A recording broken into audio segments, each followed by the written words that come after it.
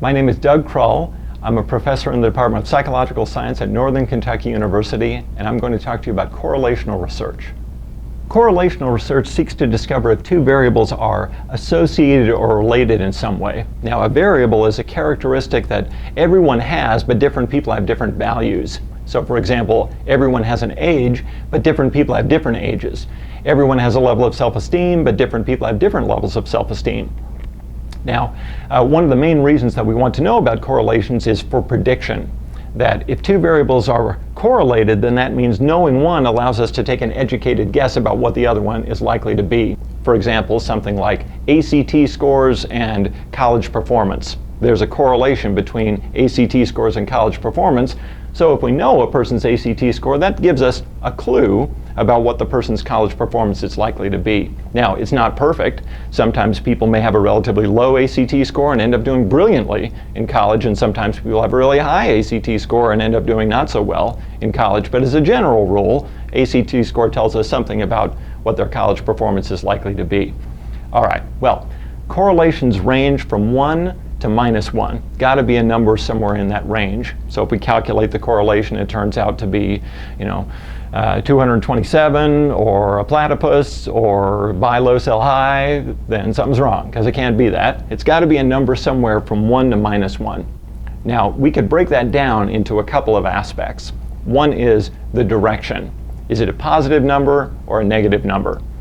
A positive correlation, like positive 0.53 or positive 0.27, that indicates that the variables rise and fall together. So as one variable increases, then the other variable also increases. If one of them is falling, then the other one tends to be low as well. So for example, something like hours studying and exam performance. We would expect that as the number of hours studied goes up, that exam performance would also tend to go up. If hours studying is low, then exam performance would also tend to be low. On the other hand, a negative correlation means that they have a reciprocal relationship, whereas one of them increases, the other one tends to fall. Or if one of them is low, then the other one tends to be high.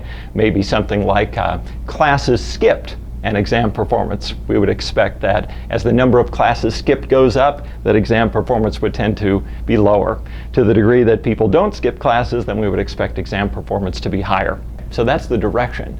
But then there's also the magnitude. That is, how strongly related are they ignoring the sign? So two variables could be very strongly correlated, like positive 0.8 or negative 0.8, or they could be only weakly correlated, like positive 0.1 or negative 0.1. And the magnitude kind of it tells us something about how strongly related they are, and so it tells us something about how confident we can be in our prediction. If two things are highly correlated, then knowing one really tells us a lot about what the other one is likely to be. If they're only weakly correlated, then it tells us relatively little about what the other one is likely to be. And of course, if they're correlated 0, then it tells us nothing about what the other one is likely to be. But probably the most important thing to keep in mind with regard to correlations is that correlation is not causation. That is, if we know that two variables are correlated, that doesn't tell us anything about what the causal relationship between those variables might be. So for example, let's suppose we do a study here at NKU, and we discover that self-esteem and GPA are positively correlated, maybe positive 0.35. And so, as you might recall, that means that as one of them rises, the other one tends to rise. If one of them is low, then the other one tends to be low. And let's suppose someone hears about that and maybe writes an article in a newspaper somewhere and says, study reveals that self-esteem and GPA are positively correlated. Therefore, if we want people's grades to be higher, what we need to do is build up everyone's level of self-esteem. Now, that would work if the reason that GPA and self-esteem are correlated is that esteem is driving GPA. Then that would mean that any changes that occur on self-esteem, those should cause changes to occur on GPA. But that might not necessarily be the reason that they're correlated. There's at least a couple of problems that we need to address. One of them is the direction problem. The direction problem is that it could be that self-esteem is causing GPA, but it could also be that GPA is causing self-esteem. And if that second one is true, then that would mean that raising self-esteem won't do anything to GPA because GPA is the one causing self-esteem.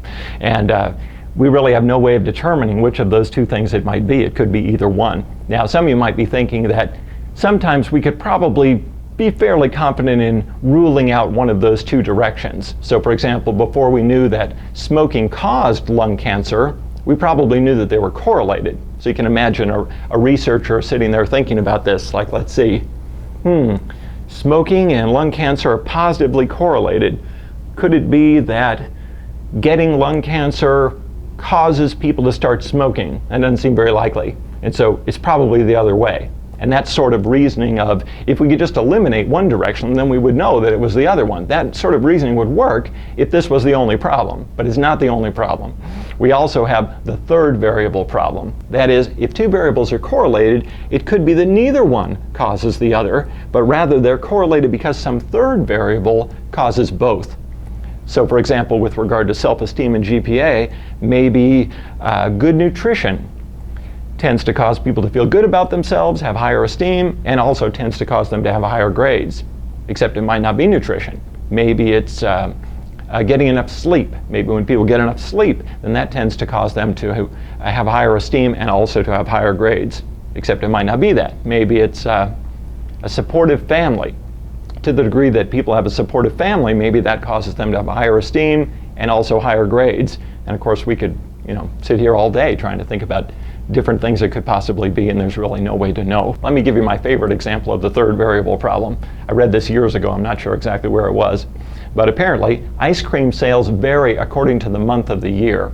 They tend to be relatively low in January, and then they go up and up and up, and they tend to peak somewhere around August, and then they tend to decline and be relatively low again in December. Same sort of thing for assaults, like aggravated assaults. Tend to be relatively low in January, and then they go up and up and up, peak somewhere around August, and then they tend to decline and be relatively low in December. And so as a result, those two things are positively correlated. They tend to rise and fall together. Now I can imagine someone thinking about the direction of that. They might think, let's see, is it the case that when people beat somebody up, they think, what would be a great way to top off this evening? Big bowl of ice cream. I don't think that's it. Maybe it's that when they eat a big bowl of ice cream, then they get that brain freeze thing, and that makes them mad, and so they decide to haul up and punch someone in the nose. No, that doesn't make sense to me either. And you could probably guess what the third variable probably is. It's probably heat. That to the degree that it gets hot, then that tends to cause ice cream sales to go up. That also tends to cause assaults to go up as well. So, with a correlation, we can't tell anything about causality, and yet we often want to know something about cause. And so correlations are not going to help us. If we want to know about cause, we're going to have to do an experiment.